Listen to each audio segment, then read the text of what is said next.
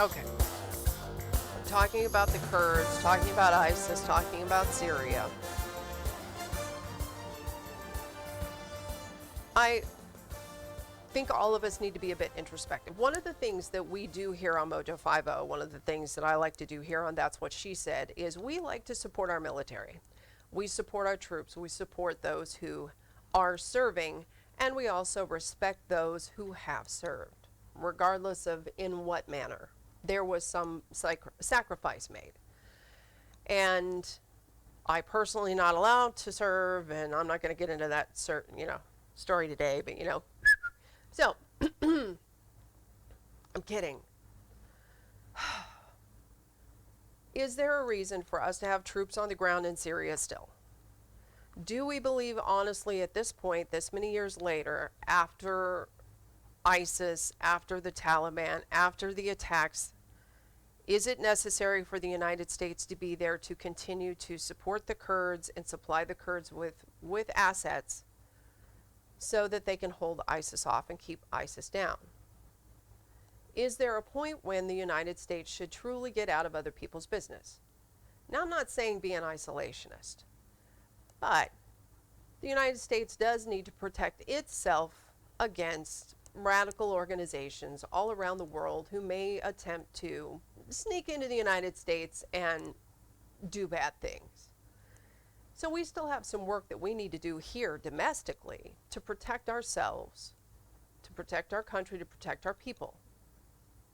So, am I bothered by the fact that Trump is moving aside, not completely moving out of the region? I'm talking like, 1,000 troops here, 1,000 troops there, moving aside to allow Erdogan to do what he's going to do,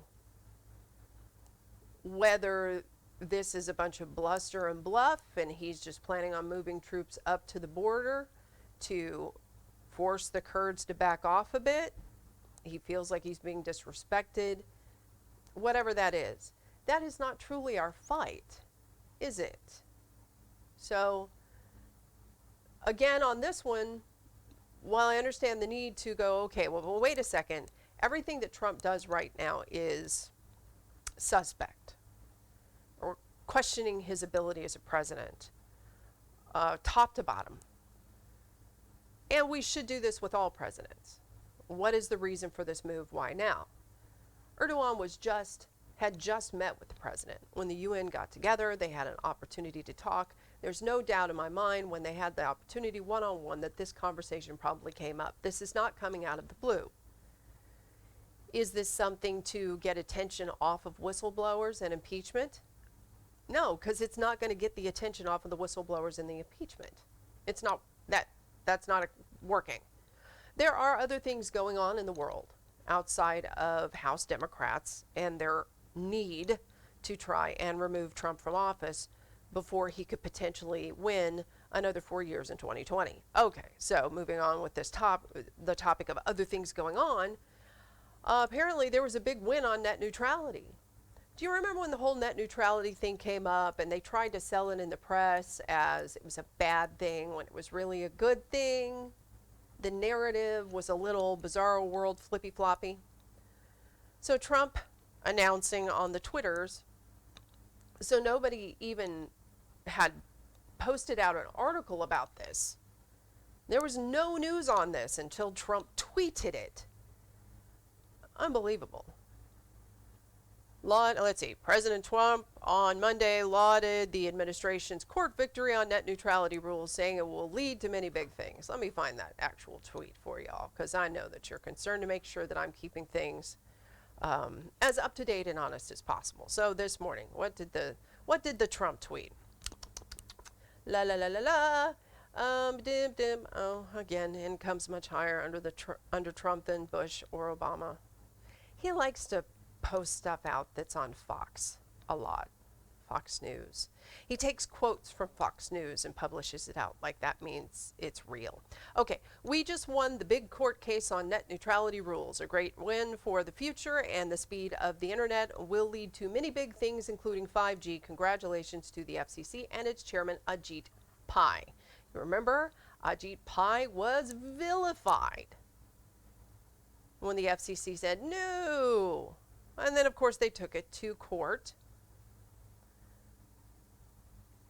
When it went to court, so now the federal court last week, in the last week, cleared the way for state and local governments to bar internet providers from favoring some services over others, even as the court affirmed the Federal Communications right to dump national rules. Okay, we get what's going on here?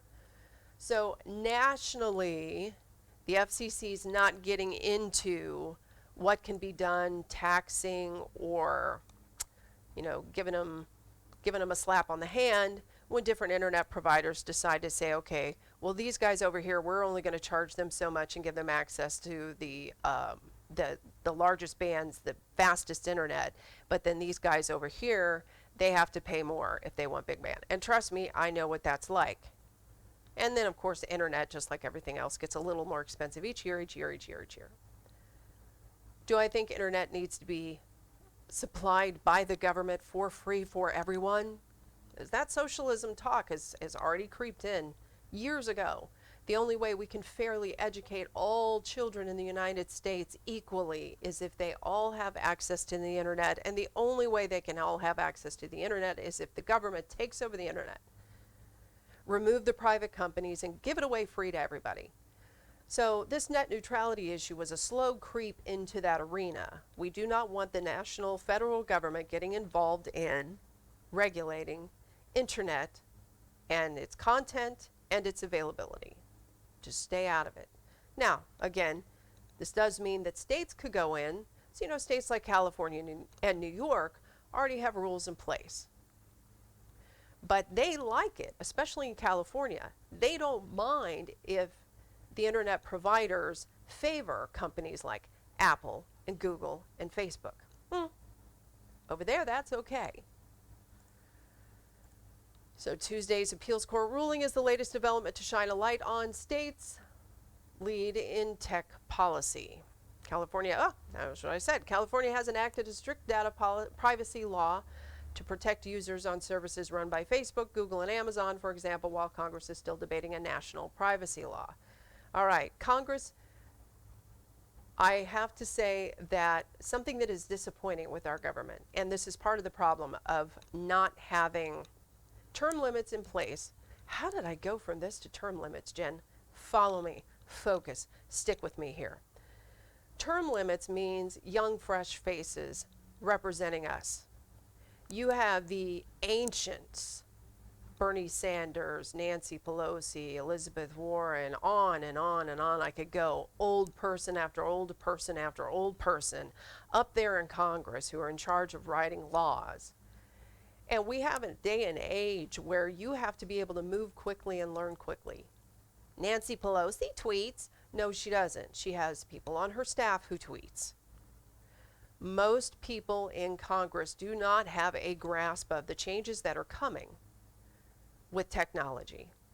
And it is sad that the United States of America, is not more ahead of the times with just our government. The fact that one agency still cannot immediately communicate with another agency. Well, we have to pass rules and laws for that. It's sad. It's sad. Other Trump tweets. He's been really entertaining. Okay, let's see. IG. Declassified information contradicts the whistleblower. But why are we surprised? The partisan whistleblower was very wrong on what was said on my perfect no-pressure call with the Ukrainian president. Bring in another whistleblower from the bench. And that was kind of funny. They are bringing in more whistleblowers. We're going to talk more about this when I come back. It's Monday, y'all. I don't know about you, but I'm feeling it. That's what she said. Coming up. That's what she said.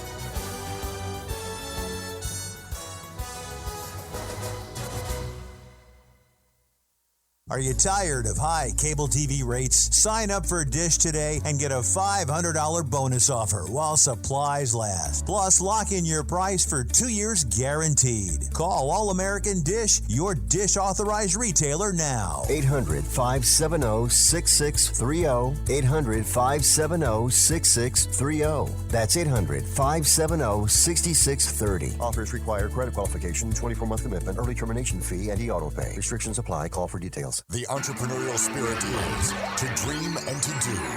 We are building America. I'll give you 5 minutes on the air.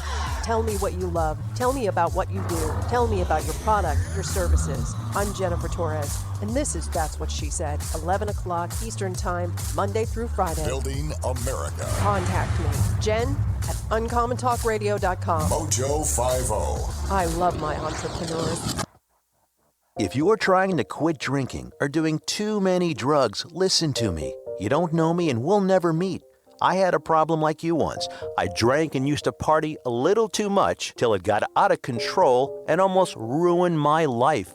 I realized I needed help to fix my problem before it totally destroyed me. If you've tried to fix your drinking and drug problem and you know you can't do it alone, you need to call the National Treatment Advisors. They'll immerse you into a 30-day program to replace your old habits with new habits and totally change your life. And if you have PPO private health insurance, the entire program may be covered. Fix your problem right now before it gets any worse. Get clean. Call now and learn more. 800-296-1252.